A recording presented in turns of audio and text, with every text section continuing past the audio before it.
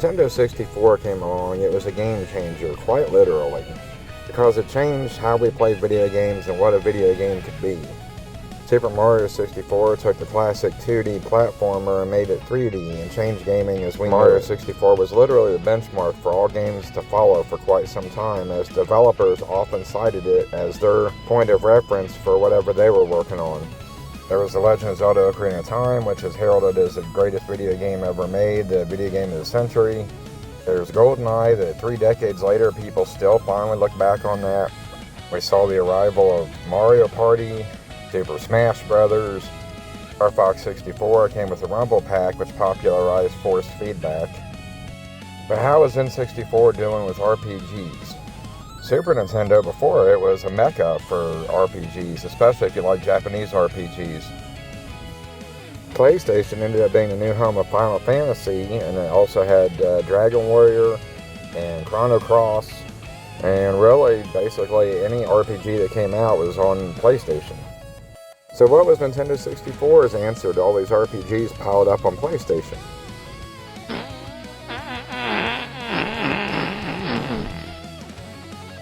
You can get an idea for just how much effort they put into the game based on how little effort they put on the title. I'm sorry, but because of the throat cancer, I'm struggling to speak and will rely on Yeti bot to finish talking for me. So anyway, about the title. If you ever watch an older movie or show, and they have a gas station called Gas, or a diner called Eat or Food, it's basically like that. They could have went with Brian's Epic Journey, or The Quest for Mana, or whatever, but that would have required 2 seconds of effort. No, they just slapped Quest on there and went home. It's not all bad though. It was neat going from the old 2D RPGs to exploring an RPG in 3D. The world was warm and vibrantly colorful. It had a day/night cycle to make it feel more real, although it had no real impact on gameplay. They created a battle system to handle turn-based combat in a 3D world. You can move so far per turn and can perform one action. The problem is, it felt like someone went through making the building blocks to form the game, but along the way the team just quit and shipped what they had. I mean, there's towns and NPCs, but nobody bothered making them meaningful. There's a world to explore, magic to power up, and enemies to fight, but someone didn't bother with a story. Brian can collect loot that I don't recall ever really needing. There's no improving Brian's equipment. His clothes and stick at the start of the game are what he's packing for the final boss. There's no companions of any kind. You're solo from beginning to end. It just felt half-baked. PlayStation had Final Fantasy VII. We had Brian collecting magic farts. 3 years later came Aiden Chronicles, the first mage, because Quest 64 and Aiden Chronicles were both published by THQ.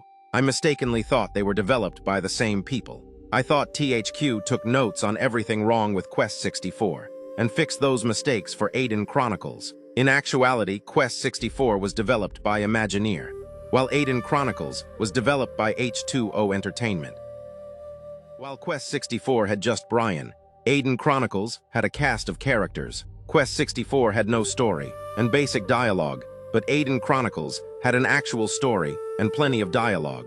Quest 64 had no weapon or armor upgrades, whereas Aiden Chronicles did. It felt like they looked at everything missing from Quest 64 and fixed it for a new RPG. Unfortunately, Aiden Chronicles wasn't perfect either. Characters looked deformed because of low polygon models. Oddly, they chose to render fire with a pyramid of polygons, painted with a crudely animated texture, even though a flickering fire sprite would have been easier and looked better. Music was scant and crude. Battle music, for example, sounded like 3 repeating notes made by clicking 2 sticks together, followed by 4 drum thumps. Those basic notes repeated, and that was your battle music. It was so close to being solid. A couple design tweaks and 5 more minutes of effort on the music could have went a long way. As with Quest 64, it wasn't all bad. Besides the aforementioned improvements over Quest 64, it did some more neat stuff.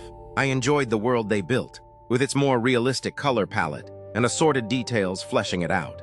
Quest 64 had day and night, and Aiden Chronicles did as well, but Aiden Chronicles added dynamic changing weather. You could actually watch clouds come in from the distance, making it feel more like a living world.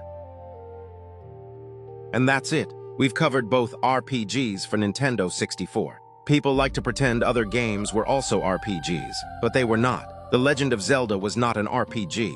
Paper Mario was not an RPG. Ogre Battle was not an RPG. If these were RPGs, then so was Resident Evil 2 and F-Zero X. If you got to play either of these, share your thoughts on them in the comments. Until next time, thanks for watching, and I'm sorry I have throat cancer.